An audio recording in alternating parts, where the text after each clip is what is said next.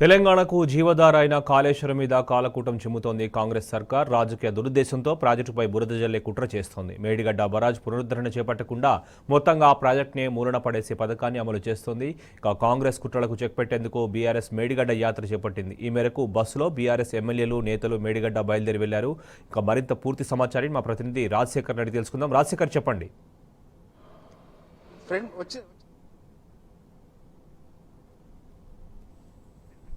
రాజశేఖర్, చెప్పండి.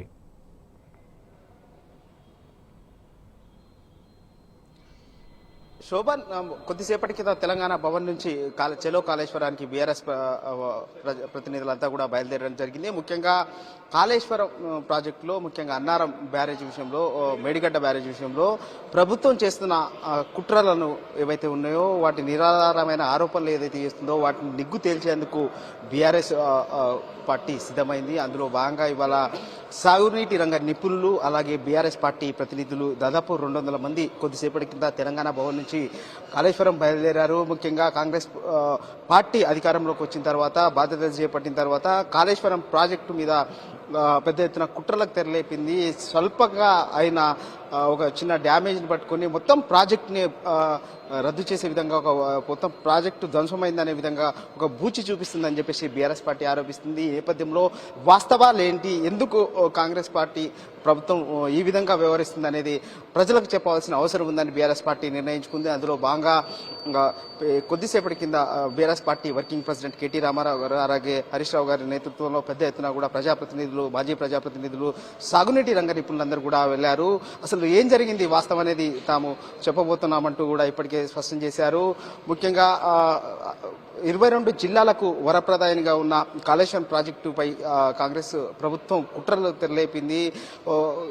ఈ గతంలో ఉన్న బీఆర్ఎస్ ప్రభుత్వానికి ఒక మంచి పేరు వచ్చింది.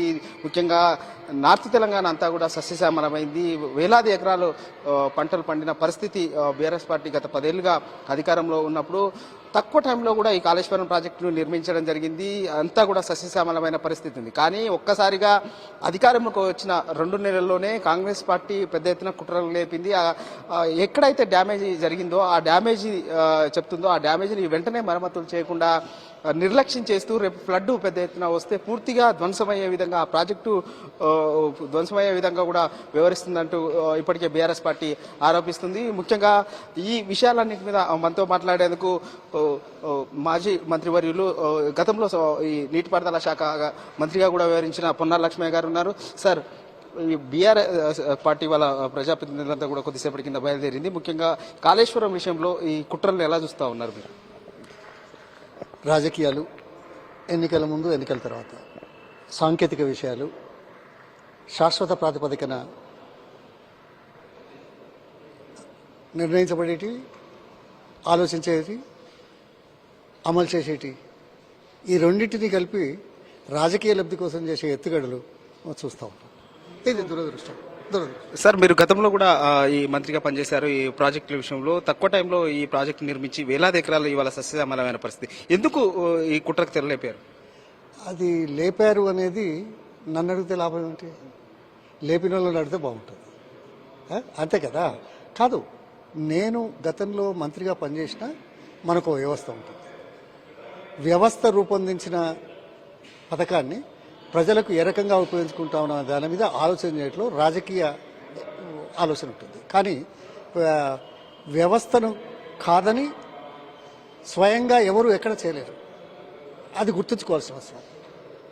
సాంకేతిక పరంగా వచ్చే అడ్డంకులు పరిష్కరించుకోవాల్సిన బాధ్యత ప్రభుత్వాల మీద ఉంది.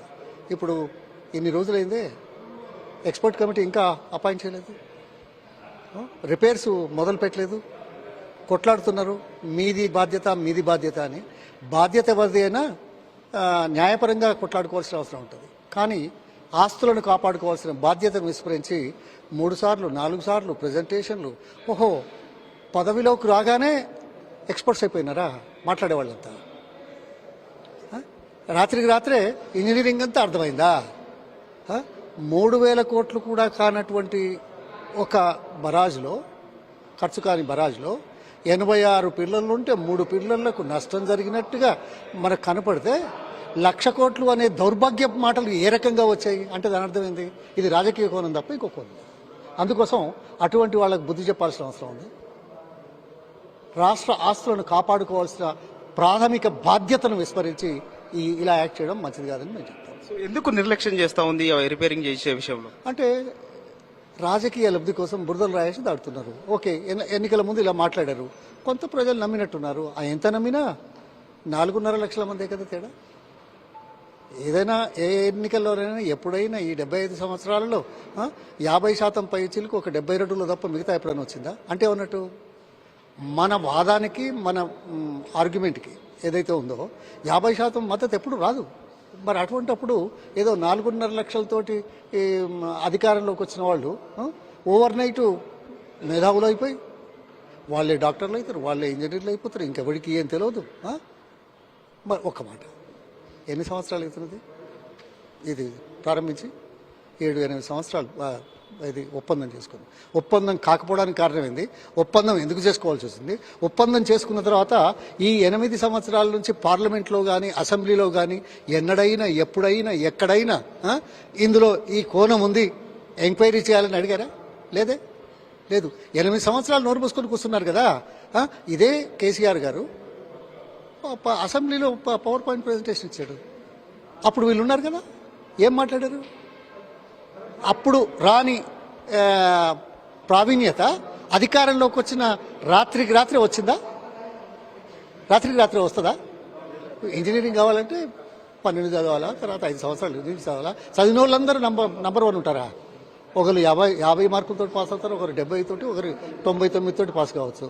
అంత మాత్రం చేత నిపుణుల మనకు వ్యవస్థ నిపుణత్వం డిజైన్ సిడిఓ ఉంది. అల్లాటప్ప కాదు. వాస్తవాలు ప్రజల్లోకి వెళ్ళాలి అంటే మొదలు మనం అర్థం చేసుకోవాల్సి వస్తుంది. ఇప్పుడు నిన్న ఇంకా దురదృష్టం ఏంటంటే రాజకీయ కోణం ఎక్కువగా ఉంది. నిన్న ఆయన ఎవరో మాట్లాడారు సెంట్రల్ అడ్వైజర్గా శ్రీరామ్. ఏమైనా అర్థం ఉందా? ఆయన ఫేస్బుక్ తీసి చూడండి, ఏం పెడుతున్నాడు. ఆయన బాహాటంగా వచ్చి మీడియాలో మాట్లాడే దౌర్భాగ్యం ఎందుకు వచ్చింది? Is he suppose to do that? Is not suppose to do that. Is an advisor to the government. No employee or no appointed person from the government are not supposed to go to the people directly.